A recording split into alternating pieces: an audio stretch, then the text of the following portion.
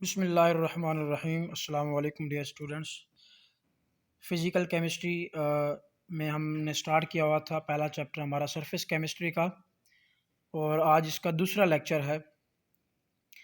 पहले लेक्चर में हमने ये चीज़ देखी थी कि सरफेस केमिस्ट्री क्या होती है, इसकी क्या इम्पोर्टेंस है, और इसको फ़िज़िकल केमिस्ट्री में क्यों एक अलग से सेपरेट ब्रांच बनाया गया है। और फिर इसके अंदर हमने कुछ बेसिक टर्म्स पढ़ी थी, एडज़ॉर्प्शन, एब्ज़ॉर्प्शन, सॉर्प्शन, एब्ज़ॉर्बेट क्या होता है, एब्ज़ॉर्बेंट क्या होता है। और इसके बाद हमने इसमें एडज़ॉर्प्शन की टाइप्स, फ़िज़िकल और केमिकल एडज़ॉर्प्शन को डिटेल में डिस्कस किया था। और साथ में हमने फैक्टर्स को डिस्कस किया था कि कौन से ऐसे फैक्टर्स हैं जिनसे एडज़ॉर्प्शन का जो रेट है वो चेंज होता है, कम होता है या बढ़ता है। आज के इस लेक्चर में हमने एडज़ॉर्प्शन आइसोथर्म को डिस्कस करना है। एडज़ॉर्प्शन आइसोथर्म क्या होते हैं, और आपके कोर्स में 2 एडज़ॉर्प्शन आइसोथर्म को इंक्लूड किया गया है, उनको हम आज के इस लेक्चर में डिस्कस करेंगे।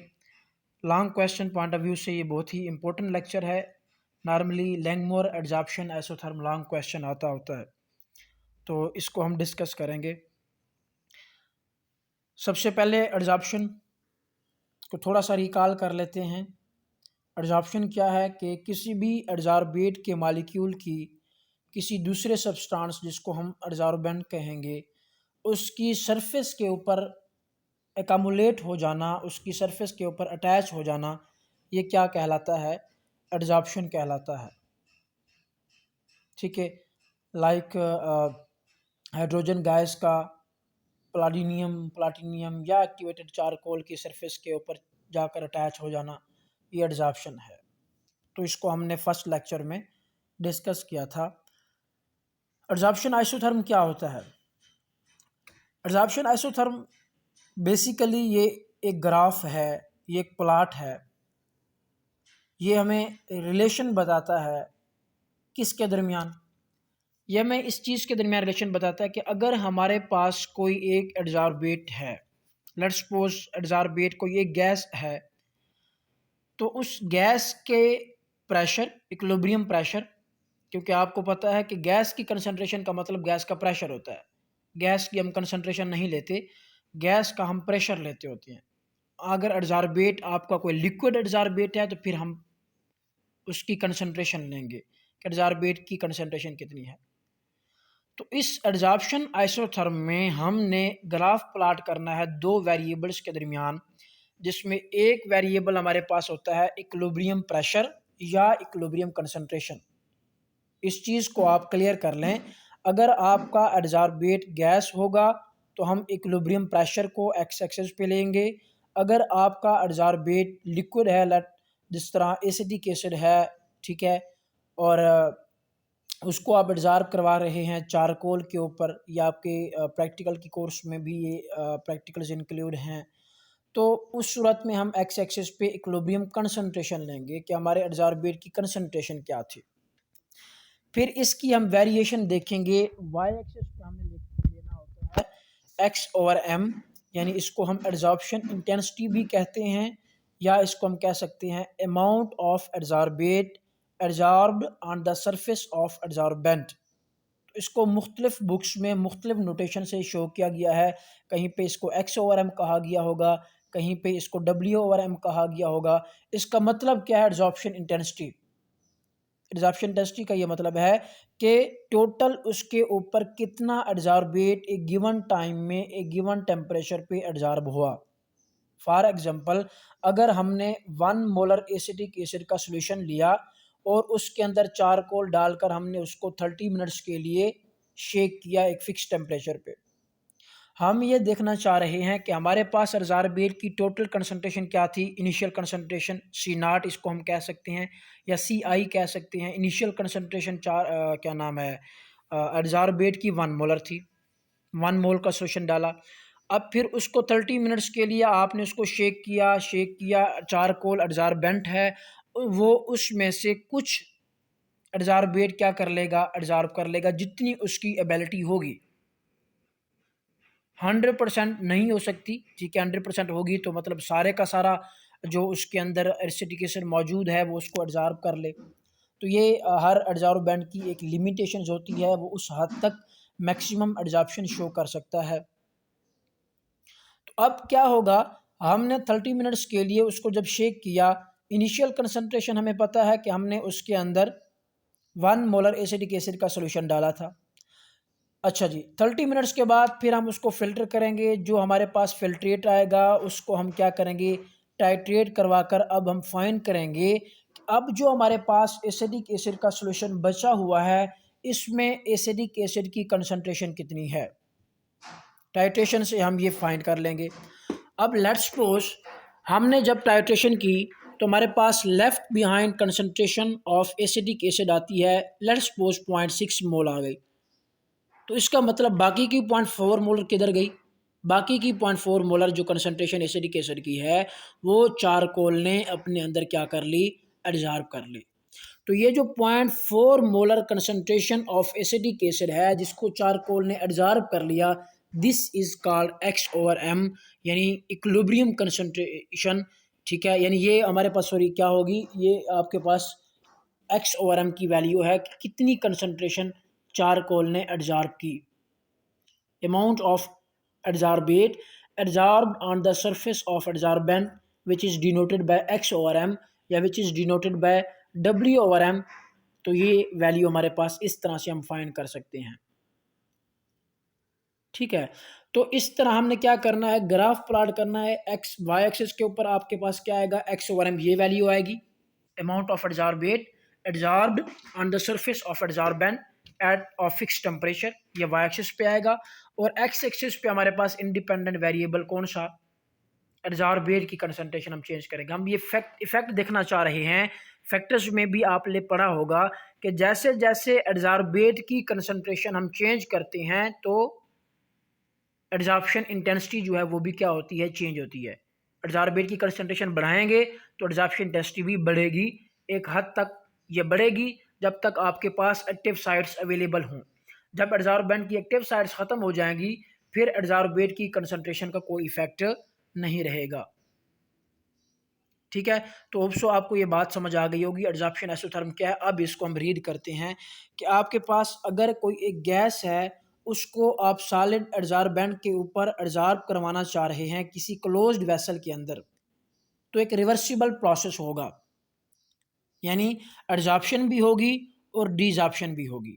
शुरू में एडजॉर्प्शन का रेट ज़्यादा होगा क्योंकि हमारे पास एक्टिव साइट सारी की सारी खाली अवेलेबल है, सारी एक्टिव साइट्स हमारे पास मौजूद है। अब एडजॉर्बेट के मालिक्यूल बड़ी तेज़ी के साथ जाकर एक्टिव साइट्स के ऊपर जाकर एकमुलेट होना स्टार्ट हो जाएंगे। जब एक्टिव साइट्स ऑक्यूपाई हो जाएंगी काफ़ी हद तक, कम एक्टिव साइट्स जो है वो खाली रह जाएंगी, तो अब क्या होगी, अब रेट ऑफ एब्जॉर्प्शन कम हो जाएगा क्योंकि एक्टिव साइट्स कम हो गई, आगे जगह नहीं है जहाँ पे वो जाकर क्या हूँ, एब्जॉर्ब हूँ। तो उस सूरत में क्या होगा, मैंने आपको बताया था फिजिकल एब्जॉर्प्शन हमारे पास रिवर्सिबल फिनोमिना होता है। अगर फिजिकल एब्जॉर्प्शन हो रही है तो फिर साथ साथ डिजॉर्प्शन भी स्टार्ट हो जाएगी। पीछे जो मालिक्यूल अटैच हो चुके हैं उनमें से कुछ मालिक्यूल डिटैच होना स्टार्ट हो जाएंगे। मालिक्यूल डिटैच होगा, एक्टिव साइट्स जो है वो खाली होगी, उसकी एक्टिव साइट पे जाकर एक और एडजॉर्बेट का मालिक्यूल क्या होगा, अटैच हो जाएगा। तो एडजॉर्प्शन और डिजॉर्प्शन दोनों प्रोसेस कैरी होंगे। एक वक्त आएगा जिस पे हमारे पास एडजॉर्प्शन का रेट और डिजॉर्प्शन का रेट बराबर हो जाएगा, यानी जितने मालिक्यूल जाकर उसकी सरफेस के ऊपर अटैच होते हैं एट द सेम टाइम उतने ही मालिक्यूल उसकी सरफेस से डिटैच भी होंगे, डिजॉर्ब भी होंगे, यानी rate of adsorption will become equal to the rate of desorption. And हम इसको कहेंगे कि हमारे पास इक्विलिब्रियम कंडीशन जो है वो क्या हो गई, अटेन हो गई।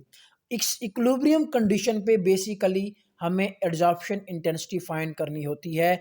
इक्विलिब्रियम कंडीशन पे हम ये कहते हैं कि रिएक्शन जो है वो स्टॉप हो गया होता है। इनफैक्ट स्टॉप तो नहीं होता लेकिन दोनों डायरेक्शंस में चूंकि चल रहा होता है, net gain in the concentration of product और net loss in the concentration of reactant नहीं होता, तो इसलिए हम कहते हैं कि रिएक्शन जो है वो ऑलमोस्ट ख़त्म यानी स्टॉप हो चुका है क्योंकि कोई अब प्रोडक्ट बन नहीं रहा। एडजॉर्प्शन नेट एडजॉर्प्शन नहीं हो रही, एडजॉर्प्शन तो होती है लेकिन उतनी ही साथ में डिजॉर्प्शन हो जाती है। तो इस स्टेज पे, इक्विलिब्रियम की स्टेज पे हमने फाइंड करना होता है कि कितनी उसकी एडजॉर्प्शन इंटेंसिटी कितनी है, amount of adsorbate adsorbed on the surface of adsorbent जो है वो कितनी है।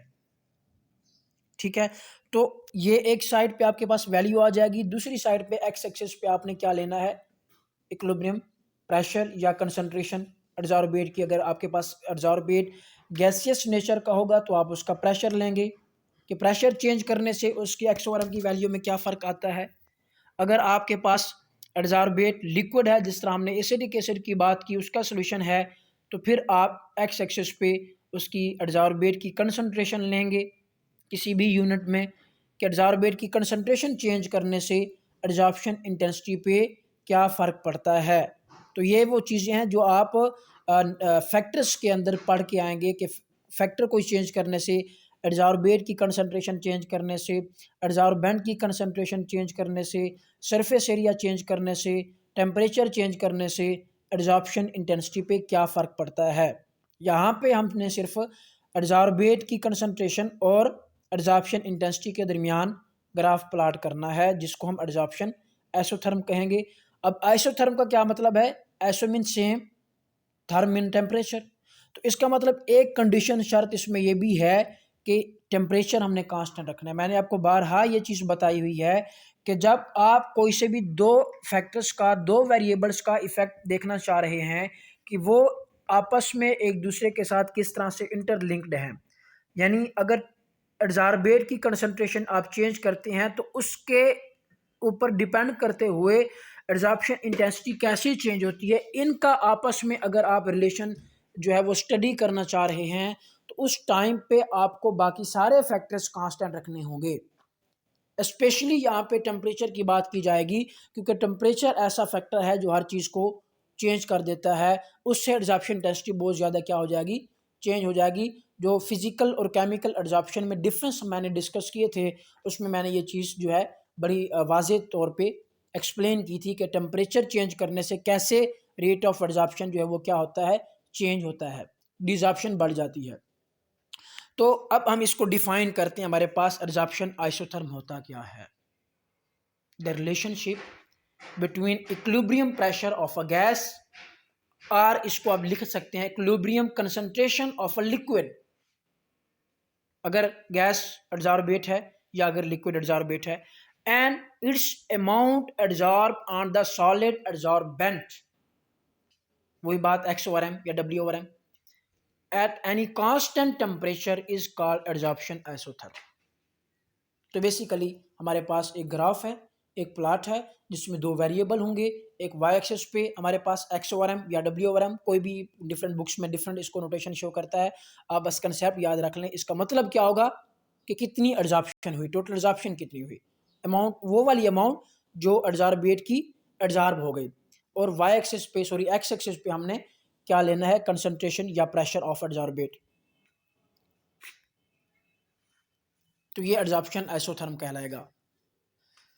अब हमारे पास डिफरेंट टाइप्स के एडजॉर्प्शन आइसोथर्म हैं, एडजॉर्प्शन आइसोथर्म मॉडल्स हैं, जिसमें फ्रेनलिक एडजॉर्प्शन आइसोथर्म है, लैंगमोर एडजॉर्प्शन आइसोथर्म है, बेट एडजॉर्प्शन आइसोथर्म है, टेम्पकिन एडजॉर्प्शन आइसोथर्म है, डीआर एडजॉर्प्शन आइसोथर्म है। तो ये डिफरेंट काफ़ी सारे हैं, लेकिन आपके कोर्स में सिर्फ दो ही हैं, फ्रेनलिक और लैंगमोर एडजॉर्प्शन आइसोथर्म। हम इन्हीं को ही आज के लेक्चर में डिस्कस करेंगे, बहुत ही आसान है। फ्रेनलिक एडजॉर्प्शन आइसोथर्म, सबसे पहला फ्रेनलिक एडजॉर्प्शन आइसोथर्म एक एम्पिरिकल, एक एक्सपेरिमेंटल एडजॉर्प्शन आइसोथर्म है। इसकी कोई थ्योरेटिकल बैकग्राउंड या कोई एजम्पशंस एज सच नहीं है जिसकी बेस पे हम कह सकें कि ये जो इक्वेशन हमारे पास आई है ये कैसे आई है, कैसे इसको डिराइव किया गया, इसकी कोई डेरिवेशन नहीं है। तो इसमें आपने एज सच इसको याद करना है। इस एडजॉर्प्शन आइसोथर्म में आपने चीज़ें क्या याद करें, सबसे पहले आपको जो क्वेश्चन पूछे जाते हैं एग्जाम में, सबसे पहले आपने हर मॉडल के लिए इक्वेशन याद करनी होगी। दो इक्वेशन उसकी होंगी, एक उसकी एम्पिरिकल इक्वेशन होगी, एक उसकी स्ट्रेट लाइन इक्वेशन हो सकती है, एक उसकी थ्योरेटिकल इक्वेशन हो सकती है। तो ये इक्वेशंस आपने याद रखनी है। फ्रेनलिक एडजॉर्प्शन आइसोथर्म हमें रिलेशन बताता है, वही जो हमने अभी एडजॉर्प्शन आइसोथर्म की बात की। तो ये इक्वेशन है W/M = K P⁴ 1/n। ठीक है, ये आपको नज़र आ रहा है। ये इक्वेशन हमारे पास फ्रेनलिक एडजॉर्प्शन आइसोथर्म की एम्पिरिकल इक्वेशन है। इसमें डब्ल्यू और एम, बाज़ बुक्स में नोट्स में आप देखेंगे यहाँ पे डब्ल्यू और एम की बजाय एक्स और एम भी लिखा होगा, तो मतलब इसका वही है, कंफ्यूज नहीं होना, आप जो मर्जी इसमें लिखें। मतलब इसका डब्ल्यू और एम का क्या मतलब है, एडजॉर्प्शन इंटेंसिटी या amount of adsorbate adsorb on the surface of adsorbent, कितनी एडजॉर्प्शन हुई। ठीक है, इसमें फिर आगे के और एन जो है ये एडजॉर्प्शन कांस्टेंट हैं। पी इसमें क्या होगा, ये एक प्रेशर है हमारे पास गैस का एडजॉर्बेट का। हाँ, अगर आपके पास एडजॉर्बेट जो है वो लिक्विड होगा तो फिर इस पी की जगह पे आप सी लिखेंगे, कंसंट्रेशन लिखेंगे। तो इस फ्रेनलिक एडजॉर्प्शन आइसोटर्म को आप अपनी मर्जी से ये चेंज भी कर सकते हैं। पी की जगह पे आपके पास क्या आएगा, सी आएगा, अगर आपका एडजॉर्बेट जो है वो लिक्विड होता है। तो ये इक्वेशन आप याद करेंगे। अब इस इक्वेशन के मुताबिक अगर हम ग्राफ प्लाट करें, ये आपको फिग 23.6 में नज़र आ रहा है कि डब्ल्यू और एम को हमने क्या लिया, वाई एक्सिस पे लिया, प्रेशर को हमने क्या लिया, एक्स एक्सिस पे लिया, तो एक कर्व हमारे पास आएगी इस तरह की। ठीक है, लेकिन हम जब कोई एक्सपेरिमेंट परफॉर्म करते हैं, कोई प्रैक्टिकल करते हैं, इसके हम करेंगे भी, और हम ये देखना चाह रहे हैं, हमारे पास डिफरेंट एडजॉर्प्शन मॉडल हैं, फ्रेनलिक भी है, लैंगमोर भी है, फिर टाइप्स ऑफ एडजॉर्प्शन आइसोथर्म्स भी होती हैं, तो हम कंफ्यूज हो जाते हैं क्योंकि इन सब की कर्व जो है वो ऑलमोस्ट इस तरह की होती है, सारे कर्व ही शो करते हैं। अगर उनकी हम एज सच इक्वेशन अप्लाई कर दें तो हमें नहीं पता चलता कि कौन सा उसका बेस्ट फिट मॉडल है। आया हमारा जो एडजॉर्प्शन एक्सपेरिमेंट है वो फ्रेनलिक मॉडल को जो है वो फॉलो कर रहा है, वो हमारे पास लैंगमोर एडजॉर्प्शन आइसोथर्म को फॉलो कर रहा है। हमने ये मॉडल सेलेक्ट करना होता है कि हमारी जो एक्सपेरिमेंट है वो किस लैंगमोर को या फ्रेनलिक को, किस को वो फॉलो कर रहा है। तो उसके लिए हम क्या करते हैं, ठीक है, जिस तरह आपने केमिकल काइनेटिक्स में पढ़ा होगा, हमने जब वहाँ पे एक्सपेरिमेंट करते हैं और हमने ये फाइंड करना होता है कि रिएक्शन हमारे पास फर्स्ट ऑर्डर का है, सेकंड ऑर्डर का है, ज़ीरो ऑर्डर का है, हमें नहीं पता, हम एक्सपेरिमेंट करते हैं, तो उसके डिफरेंट मेथड्स होती हैं जिसमें हम फिर क्या करते हैं, आखिर में उसकी इक्वेशन, हर ऑर्डर की इक्वेशन अप्लाई करते हैं। ठीक है, उसकी के की वैल्यू फाइंड करते हैं और उसकी जो वो स्ट्रेट लाइन इक्वेशन है वो उसका ग्राफ बनाते हैं। अगर उसकी स्ट्रेट लाइन इक्वेशन के मुताबिक डेटा को मॉडिफाई करके हम जो ग्राफ प्लाट करें, उसका ग्राफ स्ट्रेट लाइन आता है तो हम कहते हैं कि ये इस इक्वेशन को फॉलो करता है। अगर वो फर्स्ट ऑर्डर की इक्वेशन पे ग्राफ प्लाट करने के बाद स्ट्रेट लाइन आती है तो हमारे पास वो जो रिएक्शन होगा वो फर्स्ट ऑर्डर का होगा। अगर फर्स्ट ऑर्डर पे स्ट्रेट लाइन ग्राफ नहीं आता, हमने फर्स्ट ऑर्डर की इक्वेशन अप्लाई की लेकिन ग्राफ स्ट्रेट लाइन नहीं आया, तो इसका मतलब वो हमारा जो रिएक्शन है वो फर्स्ट ऑर्डर काइनेटिक्स को फॉलो नहीं करता। फिर हम सेकंड ऑर्डर की बात करेंगे, फिर हम थर्ड ऑर्डर वाली इक्वेशन जो है वो उस पर अप्लाई करेंगे। तो सेम यहाँ पे ये केस है कि अगर हमने फ्रेनलिक मॉडल को चेक करना है, अगर हमने लैंगमोर मॉडल को चेक करना है कि कौन सा मॉडल इस पे वैलिड है, तो उसके लिए हमें क्या करना पड़ेगा, स्ट्रेट लाइन इक्वेशन बनानी पड़ेगी। फिर उस स्ट्रेट लाइन इक्वेशन के मुताबिक अपना एक्सपेरिमेंटल डेटा को जो है वो थोड़ा सा चेंज करके उसको वाई और एक्स एक्सिस पे प्लाट करेंगे, पॉइंट्स ड्रा करेंगे, और उसके बाद जो है वो क्या होगा, हम देखेंगे कि अगर स्ट्रेट लाइन आ रही है, फ्रेनलिक मॉडल के लिए स्ट्रेट लाइन आई तो वो फ्रेनलिक मॉडल होगा। अगर इसके लिए फिर भी स्ट्रेट लाइन नहीं आई तो फिर हम लैंगमोर मॉडल पे अप्लाई करेंगे। ठीक है, तो ये आपके एक्सपेरिमेंट प्रैक्टिकल्स में है, इसको हम ग्राफ बनाएंगे भी सही, एक्सपेरिमेंट भी परफॉर्म करेंगे, तो वहाँ पे आपको इसका जो है वो आइडिया क्लियर हो जाएगा। तो बात अब ये है, अब ये जो हमारे पास इक्वेशन है डब्ल्यू over M is equal to k p की पावर 1/n, ये एक्सपोनेंशियल इक्वेशन है। एक्सपोनेंशियल इक्वेशन का जब भी आप ग्राफ प्लाट करेंगे कर्व आएगी, लेकिन उस कर्व से हमें नहीं पता चलता क्योंकि इसकी भी कर्व आएगी, हम लैंगमोर मॉडल का प्लाट करते हैं उसका भी कर्व आएगा, कर्व तो आएगी, कर्व की कैसी नेचर होती है हम इसकी बेस पर डिसाइड नहीं कर सकते। हम हमेशा equation of straight line math में होती है y is equal to M x plus C, इसकी फॉर्मेट के ऊपर, इस टेम्पलेट के ऊपर जो इक्वेशन हो y is equal to M x plus C, वो इक्वेशन ऑफ स्ट्रेट लाइन कहलाती है। अब हम अपनी इस इक्वेशन को y is equal to M x plus C की फॉर्म में लेकर आएंगे। तो क्या है, क्या करना पड़ेगा, सबसे पहले तो हमें क्या, इसकी पावर ख़त्म करना पड़ेगी, 1/n जो पावर है स्ट्रेट लाइन में पावर नहीं होती, y is equal to M x plus C में कोई पावर नहीं है, ठीक है। अब पावर ख़त्म करने के लिए हम क्या करते होते हैं, लॉग लेती हैं। तो सबसे पहले आपने इस इक्वेशन का दोनों साइड पे क्या ले लें, लॉग लें, ठीक है। देखें आप लॉग जब लेंगे तो ये थोड़ा सा एक स्टेप है, यहाँ पे डायरेक्ट लिखा हुआ है लेकिन बिल्कुल आसान मैथ है। दोनों साइड पे लॉग लेंगे तो इधर क्या हो जाएगा, log of W over M is equal to log of k p की पावर 1 ओवर एन। पहले स्टेप में आप ऐसे लिख दें, log of as a whole k p की पावर 1 ओवर एन का लॉग आ जाएगा। उसके बाद आपको पता है कि अगर दो फैक्टर आपस में मल्टीप्लाई हो रहे हों, उनका एक कॉमन लॉग हो, तो वो क्या हो जाता है, सेपरेट लॉग के साथ हम उसको लिख सकते हैं। क्या क्या करना पड़ेगा, उनके दरमियान प्लस लिख दें, ठीक है। ये तो यार लॉग का सिंपल जो है वो रूल है, आप शुरू से पढ़ते आए हैं। तो ये क्या हो जाएगा, लॉग ऑफ के separate plus log of P और उसकी पावर 1 ओवर एन। यहाँ पे ये ख्याल करेंगे आप लोग कि ये जो पावर 1 ओवर एन है ये सिर्फ पी के ऊपर है, ये ओवरऑल के पी के ऊपर नहीं है, सिर्फ पी के ऊपर है, ठीक है। तो इक्वेशन बनेगी log ऑफ के प्लस log ऑफ पी की power 1 over n. Next step पे आपको पता है कि अगर log के बाद किसी फैक्टर के ऊपर पावर हो तो वो log से पहले आ जाती होती है। जिस तरह log ऑफ एक्स स्क्वायर अगर हम लिखते हैं तो ये 2 log ऑफ एक्स हो जाएगा। तो इसी तरह 1 ओवर एन जो है ये भी log ऑफ पी से पहले आ जाएगा। तो इक्वेशन ये बन जाएगी आपके पास कि log of W over M is equal to log of के plus 1 over N log of P. अब आप इसको क्या करें, टैली करें अपनी स्ट्रेट लाइन इक्वेशन के साथ, W is equal to M x plus C. तो ये बिल्कुल उसके मुताबिक है। यहाँ पे y is equal to Y की जगह पे log of W over M है, एम एक्स प्लस सी, यहाँ पे उसने c प्लस एम एक्स लिखा हुआ है तो log ऑफ के c होगा plus m x, x variable, यहाँ पे x जो है वो एक्स वेरिएबल को शो करता है, log ऑफ p। वेरिएबल तो आपको पता है कौन से, दो ही वेरिएबल हैं, एक प्रेशर वेरिएबल है और एक अमाउंट ऑफ एडजॉर्बेट जो W ओवर एम में ये वेरिएबल है, बाकी तो सारे कांस्टेंट हैं। तो y is equal to c plus m x या एम एक्स प्लस सी, इसमें y और x ये वेरिएबल्स हैं। y का मतलब y एक्सिस पे जो आएगा, x का मतलब जो x एक्सिस पे आएगा। अब x एक्सिस के साथ ये जो m की मैं बात कर रहा हूँ, x एक्सिस के साथ x वेरिएबल के साथ जो भी m होता है ये हमारे पास स्लोप होती है। तो इसका मतलब यहाँ पे m x कौन सा है, log ऑफ p, इसके साथ जो 1 ओवर n है ये स्लोप है।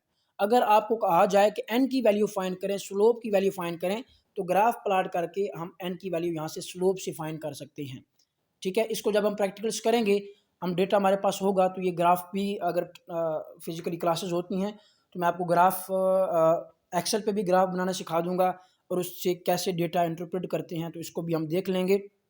अभी के लिए आप ये याद कर लें।